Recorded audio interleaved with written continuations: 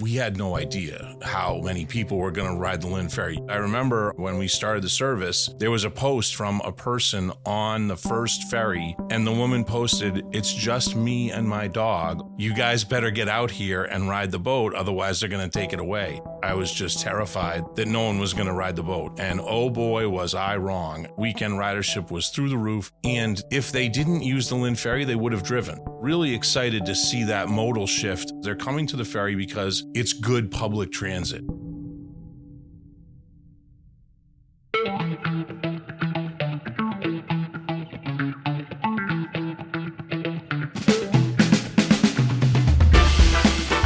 Welcome back to Spilling the Tea, the podcast where we go behind the scenes of the MBTA. I'm Andrew Cassidy of the MBTA's Customer and Employee Experience Department, and on today's episode, we're hitting the seas, talking all things ferry with David Perry, the MBTA's first ever Director of Ferry Operations. David brings decades of experience in marine transportation and project management, and we'll hear how that background is shaping the future of ferry service in the region. From new routes and vessel expansions to right whale slow zones, we're diving into how ferry service is evolving at the T and why the ferry might just be your new favorite way to get around. David, thank you so much for joining us for Spilling the Tea. Good to be here. You've had a fascinating career spanning marine operations and large-scale transportation projects. Can you walk us through your journey and what led you to this new role at the MBTA? Yeah, it has been an interesting journey. I started out, went to Mass Maritime. I graduated and worked on deep sea tankers for a long time. Wow. And sailed around the world on deep sea tankers. When it was time to have kids, I decided to come ashore, and I got a engineering consulting job downtown Boston and took the commuter rail for a long time into downtown Boston and kind of got involved in some transit advocacy for the commuter rail.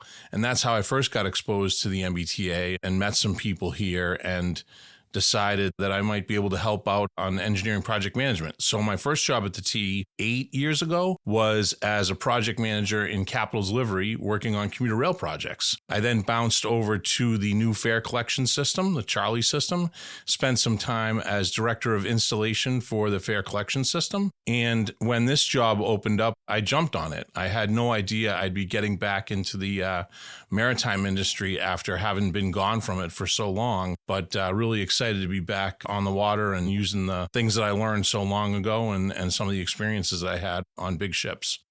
The MBTA has been running ferries for a while now, and I believe if I'm correct, it's the region's oldest form of public transportation. However, you are the MBTA's first Director of Ferry Operations. What does that role entail, and why was now the right time to kind of bring that position into being?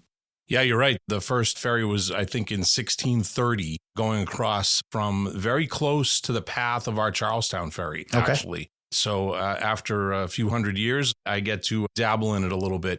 For the most recent past, ferry operations has been within railroad operations.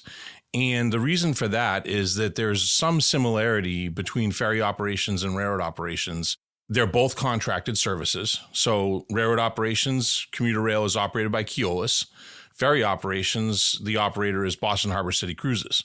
So there is some similarity dealing with a contracted service like that, where the actual frontline employees are not MBTA employees, but contracted employees. And then, of course, commuter rail trains have big diesel engines and boats have big diesel engines. So there is some commonality there. And prior to me taking the role, the ferry operation was run by the people in railroad operations kind of as a side job, as an extra duty. And yes, in the recent years, there's been a focus on expansion and changing the way that ferry operations work. So they looked at it and said, hey, you know what, we need somebody to focus on this full time. So there's been great work done by the people who are still my colleagues and the people who've come before me. I was not stepping into a vacuum, but it's also great to be able to kind of have full-time focus on it and really try to figure out how we can improve it and build it and make it better for everyone. Now, I know the MBTA works with Boston Harbor Cruises, but in truth, the MBTA oversees all these different modes, which is fairly unique for the transit space. Can you tell us a little bit more about that, as well as the relationship that we have with Boston Harbor Cruises? What's happening with the boats between point A and point B? How does that partnership work with their schedules and our schedules? And what does that day-to-day look like, again, as Director of Ferry Operations? Yeah, it's fascinating. As far as I can tell, we are the only agency in the country that has heavy rail, subway, light rail, bus, and ferry all under one roof. A lot of the other cities, the ferry operation is a separate transit agency, if they even do have the other modes. So the advantage for us there is that I can easily coordinate with the bus. On the East Boston Ferry, we do use the East Boston Ferry as a diversion mode when the Blue Line is having trouble. And so the Blue Line guys will call me up and say, hey, we're having trouble. And I say, yep, we can run the boats more. We can ramp up our service a little bit to accommodate diverted passengers. So there's a lot of kind of unique aspects to being integrated into the system. So the odd thing is that the ferry operation, of course, is a tiny fraction of the overall MBTA ridership. But when you compare the MBTA ferry system to other ferry systems around the country, we hold our own. We're a pretty robust ferry operation, both in terms of the number of routes, the ridership, and the number of boats that we're operating. We're a pretty robust little ferry operation. So to your point about how all that works is that we own some of the boats, and Boston Harbor City Cruises owns some of the boats. So it's a little bit different from commuter rail in that aspect. On commuter rail, we own all the trains, we own all the tracks. Keolis is really just operating our equipment. On the ferry, it's a little bit different, and there are some interesting ways that plays out. On the Hingham to Rose Wharf operation, on that route, we have a unique arrangement with Boston Harbor City Cruises where they provide us with 4 boats to run that operation. Each boat holds between 350 and 400 passengers. The unique thing is that because we don't own those boats, Boston Harbor City Cruises uses those boats for other things when they're not running that big commuter service. And the other things that they use them for are excursions and whale watches. So it's a win-win. We don't need a 350 or 400 person passenger vessel at noontime on a weekday. That's the prime time for their whale watch business. So they need those boats for the whale watch. And similarly, they're not doing whale watches at 6 a.m, but we need a 400 person boat at 6 a.m. to bring in our customers. We use the boats in the morning and the evening. They use the boat in the middle of the day. It's a win-win-win. It's all the same crews. It's all the same captains. And it's really a unique way to utilize those assets in a really kind of efficient way to get us the service that we need and for them to get the utilization out of those boats that they need. And a really exciting partnership with Boston Harbor City Cruises. A lot of it is dealing with setting them up for success and making sure that they have the resources they need and the direction and the guidance they need to be able to do the right thing. And then I'm the interface for customer complaints, for, any kind of stakeholder engagement. There is a lot of stakeholders on the harbor and people who are interested in coordinating how the ferry's running. So I can kind of take some of that workload off of Boston Harbor City Cruises, let them run the day-to-day, let them run the operation, but also be there as a resource for them to handle complaints, give them guidance, deal with problems, and make decisions on how the service is going. On a day-to-day basis, I'm talking to them multiple times a day on just operational things and making sure that the service is running smoothly and making sure that I understand what's happening on the service. And then I'm talking to a bunch of other people internally and making sure that they're aware of what's going on, and then reaching out to stakeholders and coordinating. For example, we just started the Winthrop and Quincy routes as newly separated routes. And we're running those boats go into Logan Airport, Seaport, and the aquarium at Central Wharf. And so there was a lot of coordination with all of the different stakeholders at each of those different locations from Quincy and Winthrop, but also at the Seaport, where there's another ferry service that's not operated by the MBTA. So coordinating those schedules and making sure that we're not going to have a lot of conflicts at that dock with one dock and a lot of boats going to it. So that takes up a lot of my time, is coordinating with all the different stakeholders around the harbor. You kind of touched upon it a bit as far as the different routes, but, Hingham, Hull, Charlestown, they've been around for quite a bit, but there has been an expansion of ferry in more recent years. The two that come to mind are really those that came about initially as mitigations for the Sumner Tunnel closure a couple of years back now, specifically the East Boston and Lynn ferries. What is it that occurred during that period that made the MBTA realize, hey, this is maybe something we should hold on to? This is something we should hire a director of ferry operations for, but really grow that network. Because, truth be told, save for the Green Line extension and South Coast Rail, there hasn't been a lot of growth with the rail system. So seeing the ferry system grow, it's great seeing additional communities being brought into our network. So I guess, how is it that those two in particular, and I guess others along the way, were allowed to persist, and what was that motivation? It's really fascinating. And obviously, I wasn't around in 1630, so I can't go back that far. But I will go back a little bit in history, because actually, when you step back and take a look, all of the routes that we have now kind of organically grew up that way. And so a lot of different people have a lot of different perspective on the history of ferries. But the Hingham Ferry has been the foundation of our business for a long time.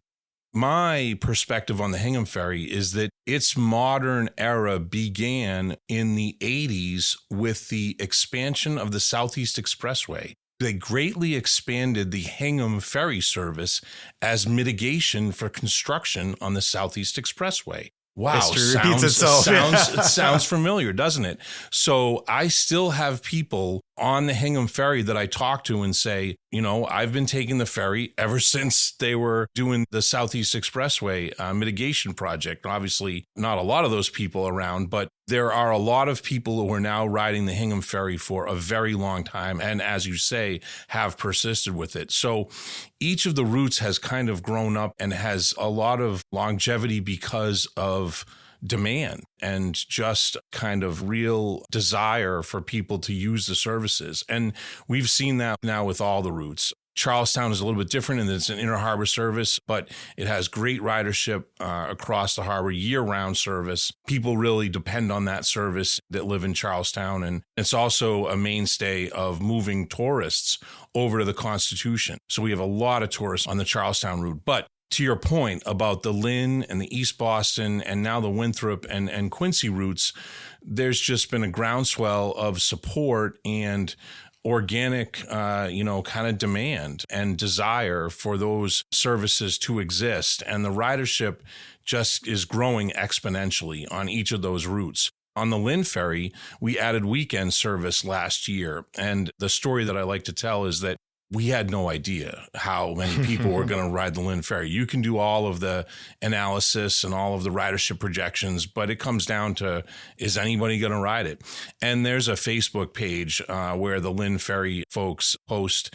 And I remember on the first Saturday of Memorial Day weekend, when we started the service, there was a post very early in the morning from a person on the first ferry on Saturday going into Boston.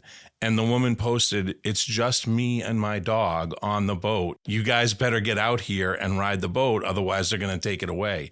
And my heart sank. I was just terrified that no one was going to ride the boat. And oh boy, was I wrong. I had nothing to worry about. The Lynn Ferry weekend ridership was through the roof through the whole summer. Lots of families, lots of people using it to get into the city. And the interesting thing in talking to the people on the Lynn Ferry on the weekends is that if they didn't use the Lynn Ferry, they would have driven. And so kind of really excited to see that modal shift of getting people out of their cars because there's no traffic. You could drive into the city. Yeah, you have to pay for parking, but they're not being pushed to the ferry because of a whole lot of external factors. They're coming to the ferry because it's good public transit. And we're offering a way to get into the city and do what you need to do, in a convenient way and really an enjoyable way. There's nothing like getting out there on the water and experiencing it. So we've seen that on the East Boston route, on the Winthrop and Quincy routes. Some of the other routes offer really a connection between 2 points that isn't easy. For example, Winthrop to the seaport. If you live in Winthrop and you work in the seaport, it's really tough to get there. You can do a 2 or 3 seat ride with the Silver Line and the Blue Line and stuff like that, but it's a little bit of a hassle. But now with this Winthrop service, you can get from Winthrop to the seaport in 20 minutes. And those people that work in the seaport are thrilled, and they're going to be pushing for more service and more boats, and they're just loving that route. So it's great to be able to offer a route that not only offers, a kind of a more traditional alternate route into Boston, but also expands on some of the point-to-point connections that are more difficult on just a land-based transportation. Anecdotally, I lived in East Boston when the East Boston ferry arrived, and tragically too short of a commute, which are words that you don't hear people say very often. But it was amazing. It was a great way to just get dropped off right over by the aquarium over there, and then ended up relocating to the North Shore. And then I became a Lynn Ferry guy.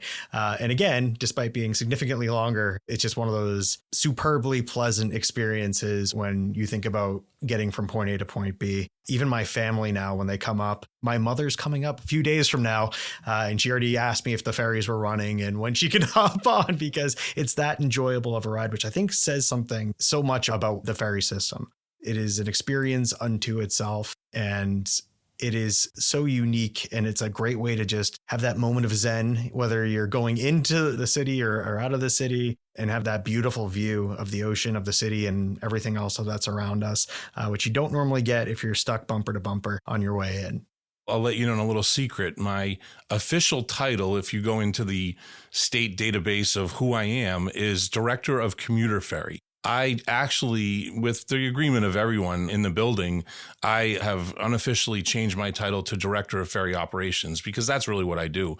But also, I wanted to take commuter out of my title because, to your point, we are so much more than a commuter service. Like my story about the Lynn Ferry weekend ridership, we're serving a much broader clientele than just commuters. Obviously, the Hingham to Rose Wharf service that we have, which is the highest portion of our ridership, is commuters. We're bringing thousands of people in every day from Hingham to Rose Wharf and back in the evening. So that's the mainstay of our business. But we have a ton of day trippers and families and people just looking to get out and either get into the city or get around.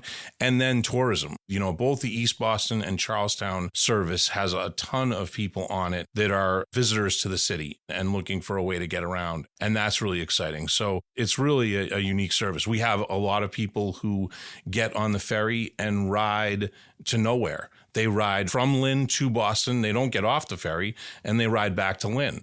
One of the unique things we have now that we're seeing an uptick in is there's a bike path that goes from near the Encore Casino all the way up to Lynn, right near the ferry terminal. So what people do is they ride their bike from Boston to Lynn, and then they take the ferry back, or vice versa.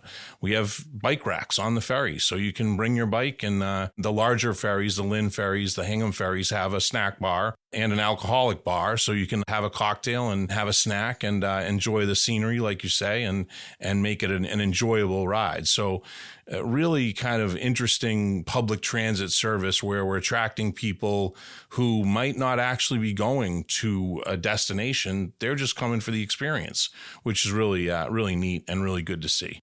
It's definitely an experience to have, and I completely understand those who are just hopping on to stay on and go back to their car on the way back, because it's that enjoyable of a ride. And if you can get a snack and something else to go with it along the way, why not? And if you've never seen the city from the water, you really need to do that. It is really a different perspective on the city. It's really quite something to see the planes taking off from Logan, see all the cargo ships and all the different fishing boats out there. And maybe you can occasionally see some wildlife too. You touched on this as far as the percentage of ridership that the ferry comprises, but how many people, how many trips are we talking here? Last year, in calendar year 2024, we did 1.4 million trips. So it's not insignificant. We move a lot of people. Our ridership over the course of a year is a bell curve. We spike in July and August between the weekend service that we're offering and the spike in the weekday ridership. We have a lot of people on those summer months. It tapers off in the shoulder seasons and over the winter, but there is still a core group of people who are riding and commuting from Hingham and Hull year round. It's not insignificant. A lot of people depend on us to get to work, and the ridership is growing very rapidly, especially on the expansion routes. And it's great because it shows that the demand is there, even in communities that are served by other MBTA modes like Quincy, like Lynn. There is still that other group that either prefers to take that route or truthfully, it might just be the best option for them. It might make sense to hop on the bus to then get on the ferry or what have you. So it's great to see that in so many of the communities that the ferry is serving, those communities are growing. So I can only imagine that the interest and desire and need for ferry service will only increase in those newly welcomed communities.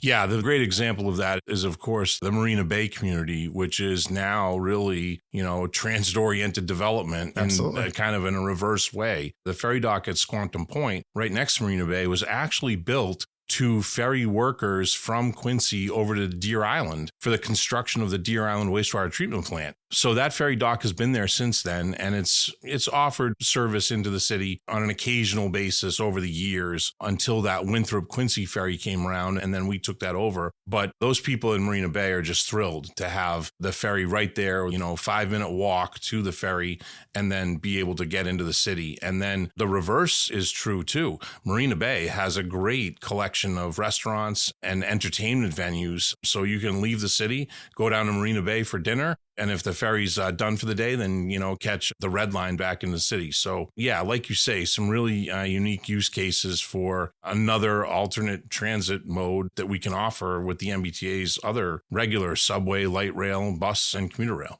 And you can buy a ticket with the same M-Ticket app, correct? Yes, the tickets for the ferry are on M-Ticket, and we also accept any of the commuter rail passes on the same zone structure as the commuter rail. For Lynn, whatever the zone is in Lynn, it's the same on the commuter rail and on ferry. So there's fair integration to a certain extent. We don't accept stored value Charlie cards. We don't have a way to tap like you do at a subway gate. It's the same as commuter rail. We need something that our staff and crew can look at to make sure that you paid your fare. But most boats also sell tickets on board. So you can walk up and buy a ticket at the ticket window in Hingham. We have a big terminal down in Hingham, or right on board the boat and be on your way.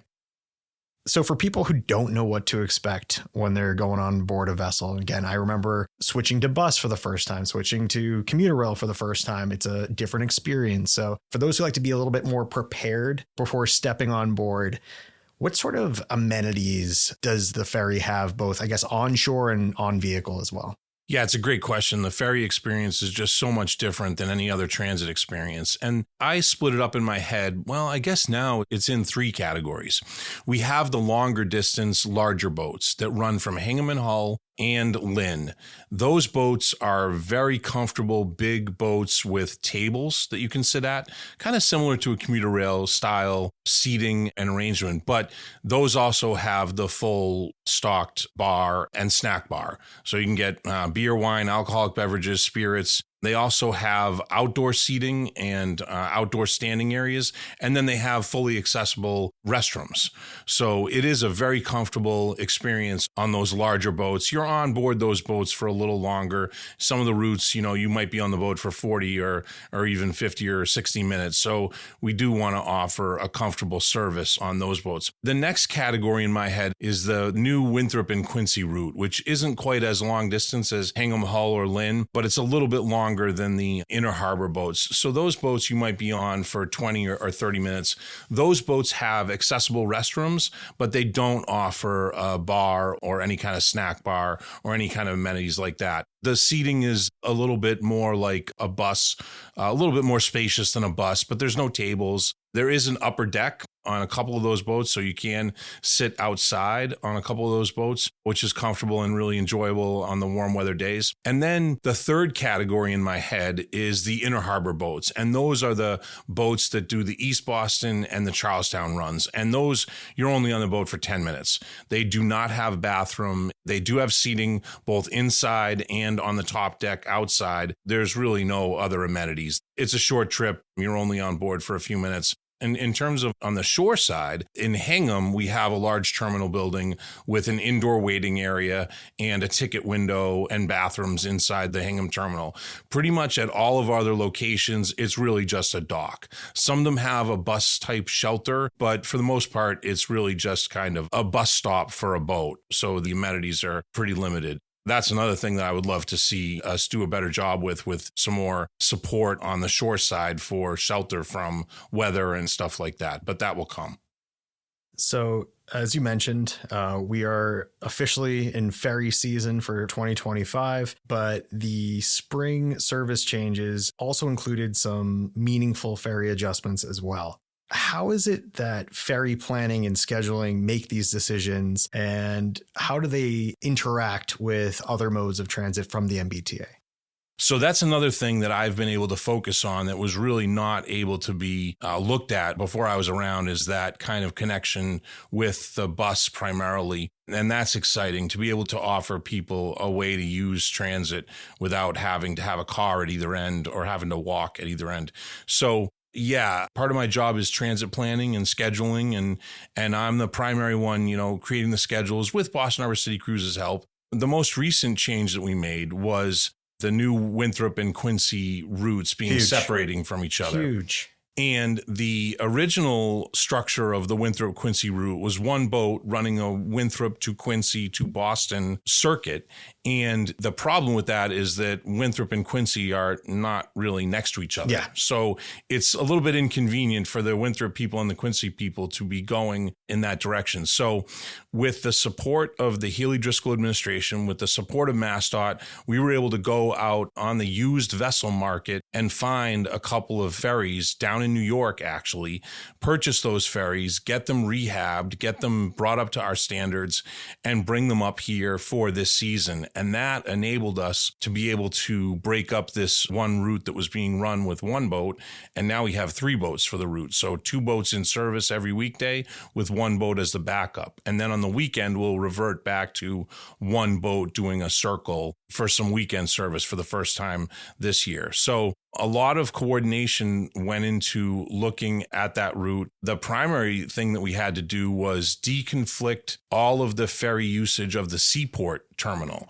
The Seaport stop is inside the little basin, the little marina right in front of the ICA, and that dock gets a lot of use. There is a North Station to Seaport Ferry, and there's an East Boston to Seaport Ferry that are operated by the Mass Convention Center and the Seaport TMA.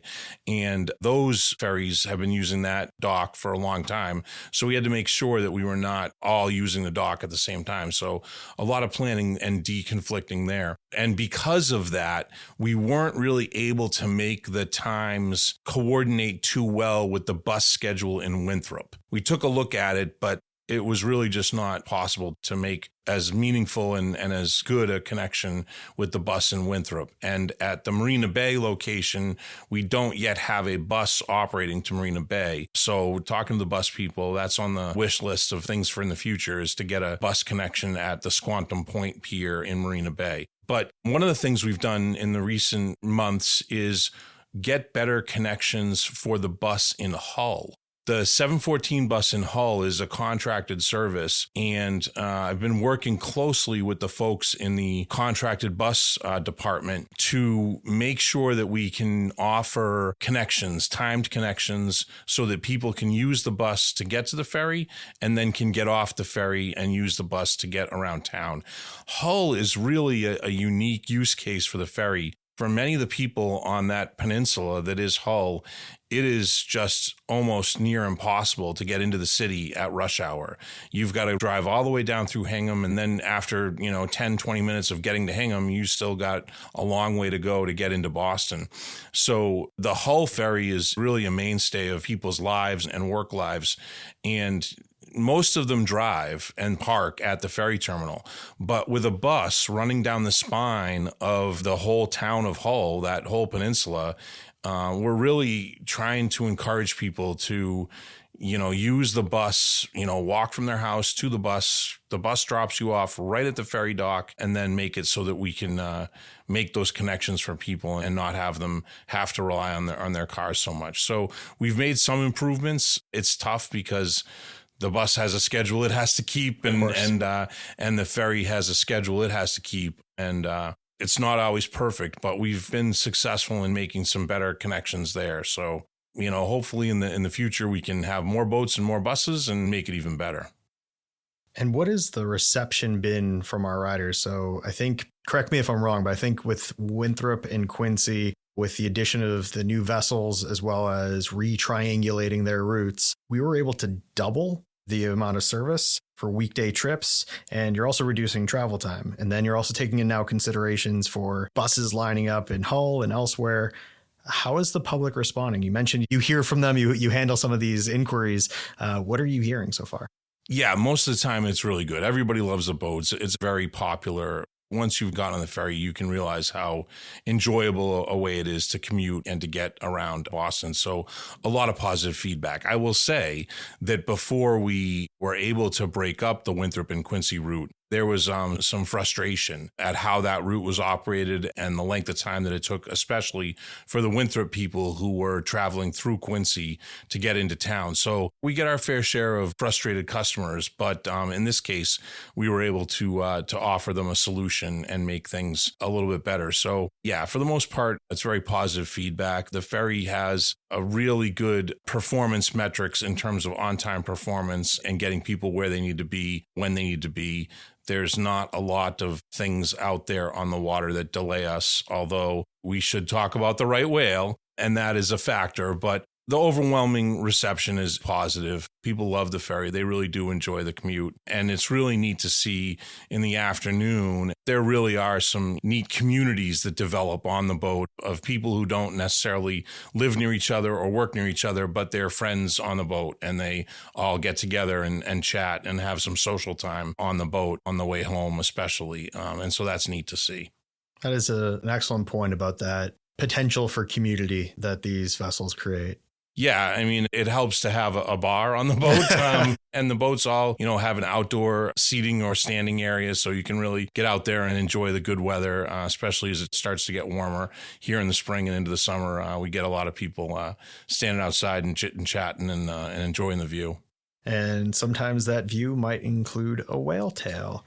So, yes. Yeah. Last year we had the humpback whale who hung around in the harbor for a couple of months. This year on the Lynn Ferry route, we have right whales. And this is a very unique situation. The Lynn Ferry transits across a body of water called Broad Sound. Broad Sound is the kind of open ocean piece of water that's just off Revere Beach. So for 5 miles from Deer Island to just off Nahant, the Lynn Ferry is in open ocean. We have seen right whales in this area. The right whales migrate. They spend the winter down in Florida, and then they migrate up towards Canada. So they're on the move during this time of year, and they do get spotted. Now, the concern with the right whales is it's a critically endangered species. There are only 300 or 350 animals left on the planet. And the problem with the right whale is that they like to stay at the surface.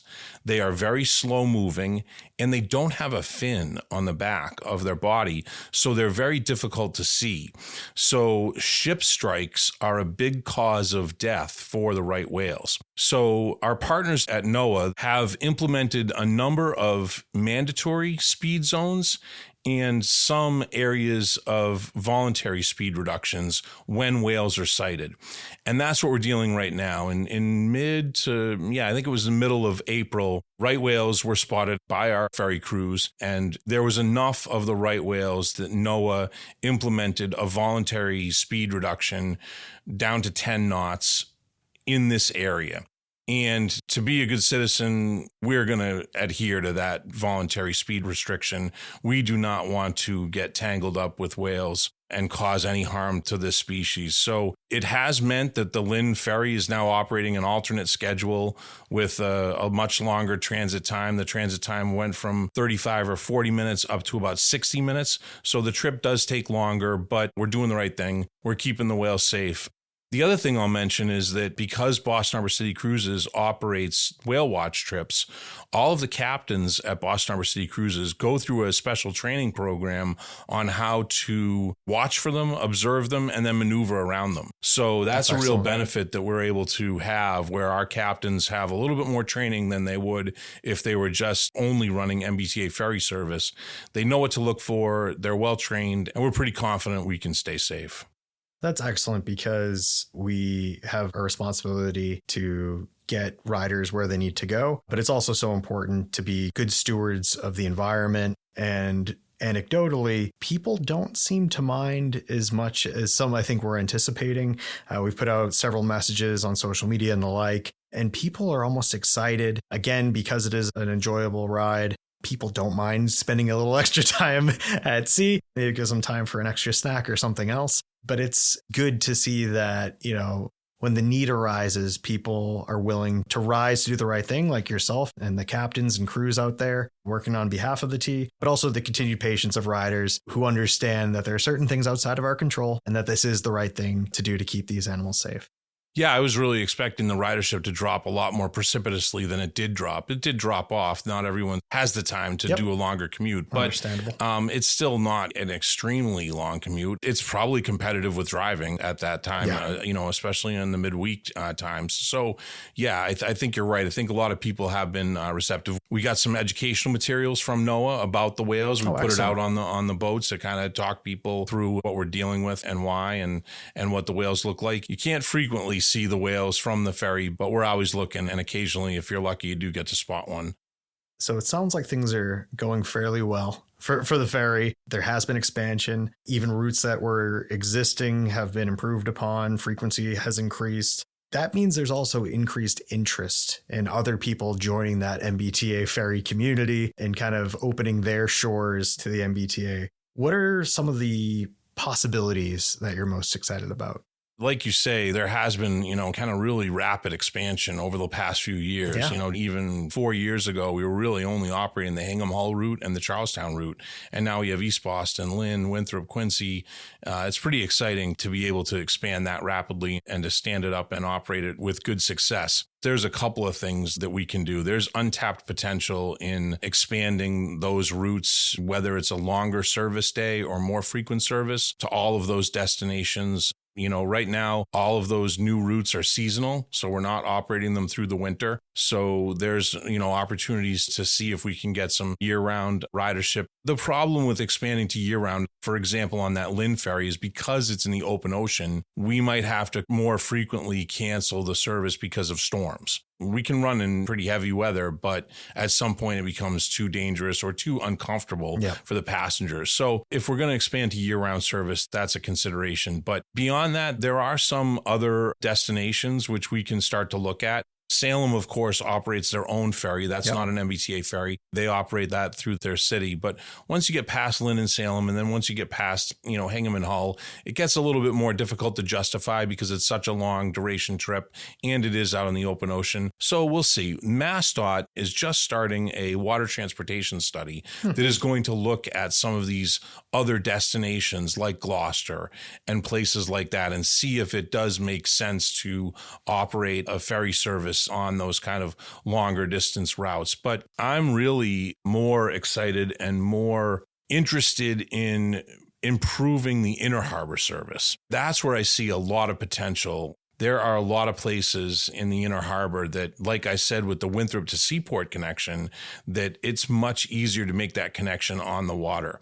Logan Airport I think there's a lot of untapped potential on Logan Airport. I'll give a plug for the ferry going to Logan Airport. If you do find yourself traveling out of Logan Airport and you can take the ferry to the Logan Airport dock, once you get on the bus, the shuttle bus that takes you from the ferry dock to the terminals, you will get a special ticket to go to the front of the line at the security screening checkpoint. It's a real nice benefit. We're trying to get people to take the ferry to the airport and reduce the amount of cars going over to Logan Airport. So every trip on the Winthrop and Quincy route now stops at Logan Airport. So we're excited to have them be able to have some better service from Winthrop and Quincy. And I think that we can expand the inner harbor connection to Logan Airport, shuttling people from the different locations where there's a cluster of hotels. And then beyond just Logan Airport, there's the Seaport, there's East Boston. Right now, we operate to one location in East Boston. Maybe there's a possibility to operate at other locations in East Boston. Maybe there's a possibility to run up to Everett or Chelsea. Maybe there's a possibility to expand service in Charlestown, go up the Mystic River a little bit. And the North End. Right now, we come into Long Wharf in kind of the central downtown area, but maybe there's an opportunity to get to the North End. Like I said, there's another operator who operates to the North Station, right behind North Station, so you can go from North Station to the Seaport, but that's really designed for commuters. It's only operated at rush hour. So there's a lot of opportunities to kind of invent some kind of circulator service or some kind of pulse and star type of topology network that could bring people into a central location and then pulse them back out to all of these different inner harbor locations. So there's a lot of opportunity, and the challenge is going to be the dock space and the boats. You know, we don't have to build tracks, we don't have to acquire right of way, but we do have to find dock space and we do have to find boats to expand service. So that'll be a challenge, but I'm looking forward to that challenge. Looking forward to what the water transportation study finds out about all these ideas, and then how can we implement them, and let's get it going. So for those who have not yet braved the high seas with you and your team, what would you say to the rider that's never taken the ferry that would encourage them to hop on board? Clearly, if you're in the close towns around Hingham or around Lynn, then sure, instead of driving in, instead of taking the commuter rail, come on down. The parking at Hingham is $2. The parking in Lynn is free. Give it a try for a commute. But even more so, if you live in Lowell, if you live in Worcester, if you live in Middleborough, if you live somewhere far away from the water and you've never thought about the ferry, come try it out on the weekend. If you have a family, if you have a date, if you just want to come by yourself, drive to Hingham, drive to Lynn, look up the schedules on the website. You'll have a great time. You will really enjoy getting into Boston on the boat. You'll get to see the city in a different way. You get to pass through the Boston Harbor Islands, which is an incredible national park that we could spend another hour talking about. And you'll get to see some really neat stuff. I'm not so much interested in building up the ridership from the towns around the terminals that are already very popular. They know about the ferry. They've heard. The people in town talk about them. So the people in Weymouth, the people in Hingham, the people in Quincy, they know about the ferry. I'm more interested in attracting people from Newton or Framingham or Worcester or something. Shoot down 128, come over to Hingham, park in the lot. It's a giant lot. Lynn has a giant lot. Jump on the boat and come into the city for the day, and you will have a great experience. David, thank you so much for taking the time to talk all things ferry with us today. Thanks for having me.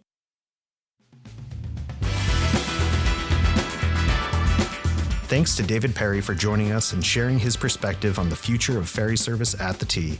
Whether you're commuting, sightseeing, or just looking for a new way to get around, it might be time to hop on board.